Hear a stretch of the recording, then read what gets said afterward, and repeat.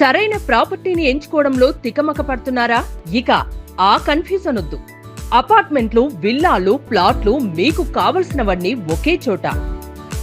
Suman TV biggest property expo October 18th, 19th HSCC నావెటల్ Hyderabad. ఇప్పుడే free entry కోసం call చేయండి. ఏపీలో కూటమి ప్రభుత్వం అధికారంలోకి వచ్చినప్పటి నుంచి మహిళల ఆర్థిక బలోపేతం చేసేందుకు సరికొత్త స్కీమ్స్ అమలు చేస్తున్నారు. డ్వాక్రా మహిళలను లక్షాధికారులను చేసి మంచి వ్యాపారులుగా తీర్చిదిద్దే పనిలో ఉంది ఏపీ సర్కార్. అందుకోసం ప్రత్యేక కార్యాచరణతో ముందుకు వెళుతుంది. దీపావళి కానుకగా సీఎం చంద్రబాబు 2 కొత్త పథకాలు ప్రకటించారు. ఇంతకీ ఆ పథకాలు ఏంటి? మహిళలకు ఎలాంటి ప్రయోజనం కలగనుంది? పూర్తి వివరాలు ఈ స్టోరీలో చూద్దాం.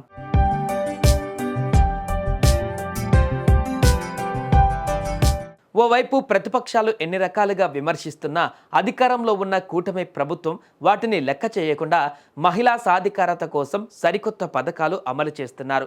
ఏపీలో డ్వాక్రా మహిళలకు సీఎం చంద్రబాబు గొప్ప శుభవార్త తెలిపారు. దీపావళి కానుకగా డ్వాక్రా మహిళల కోసం 2 కొత్త పథకాలు ప్రారంభించారు. డ్వాక్రా సంఘాల ద్వారా పిల్లల చదువుకు ఎన్టీఆర్ విద్యాలక్ష్మి, ఆడపిల్లల వివాహాలకు ఎన్టీఆర్ కళ్యాణలక్ష్మి పథకాలను త్వరలో అమలు చేస్తామని తెలిపారు. ఈ పథకాల ద్వారా అర్హులైన వారికి 1,00,000 వరకు పావలా వడ్డీకి రుణాలు లభిస్తాయి. గ్రామీణ పేదరిక నిర్మూలన సొసైటీ శ్రీనిధి బ్యాంక్ ద్వారా ఈ రుణాలు ఇప్పిస్తుంది. వాస్తవానికి ఈ పథకాలు గతేడాది మొదలు పెట్టవలసి ఉన్న కొన్ని కారణాల వల్ల వాయిదా పడింది.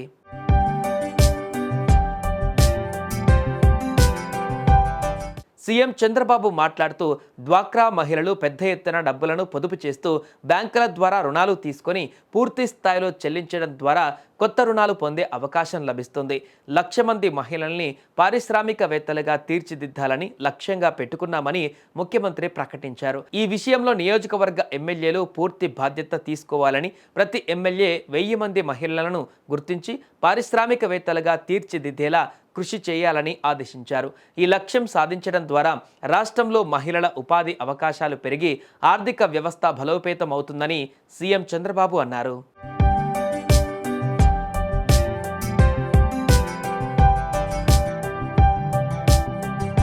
డ్వాక్రా సభ్యులైన మహిళల పిల్లల చదువులు ఎక్కడా ఇబ్బంది కలగకుండా వారికి అండగా ఉండేందుకు ఎన్టీఆర్ విద్యాలక్ష్మి పథకాన్ని ప్రవేశపెడుతున్నామని ముఖ్యమంత్రి తెలిపారు. ఈ పథకం ద్వారా 10,000 నుంచి 1,00,000 వరకు రుణ సాయం అందిస్తారు.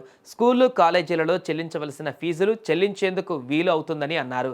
ఇందుకోసం కేవలం పావలా వడ్డీ 4% చెల్లించాల్సి ఉంటుంది. ఇందుకోసం అడ్మిషన్ లెటర్, ఫీజు చెల్లింపు విధానం, ఇన్స్టిట్యూట్ వివరాలు, రసీదులు సమర్పించాలి. దరఖాస్తు చేసుకున్న 48 గంటలలో సభ్యురాలి బ్యాంక్ ఖాతాలో నేరుగా నగదు జమ చేస్తారు.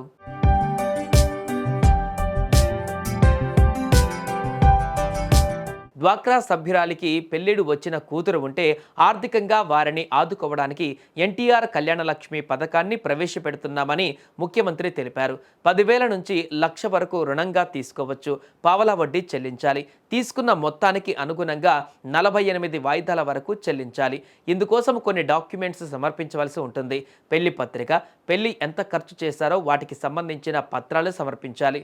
వివాహ వివరాల పరిశీలన తర్వాత నేరుగా బ్యాంక్ ఖాతాలో నగదు జమ చేస్తారు. ఈ 2 పథకాలకు ఏడాదికి ఒక్కోదానికి 1,000 కోట్ల చొప్పున మొత్తం 2,000 కోట్లు ఖర్చు చేయనున్నారు. ఈ పథకాల కింద రుణ సాయం పొందిన తర్వాత సభ్యురాలు ప్రమాదంలో చనిపోతే ఈ రుణ మొత్తాన్ని మాఫీ చేస్తారు. ఈ పథకాల అమలు ద్వారా డ్వాక్రా మహిళలు మరింత ఆర్థికంగా స్వావలంబన పొంది కుటుంబాలు బలోపేతమవుతాయని నిపుణులు అభిప్రాయపడ్డారు.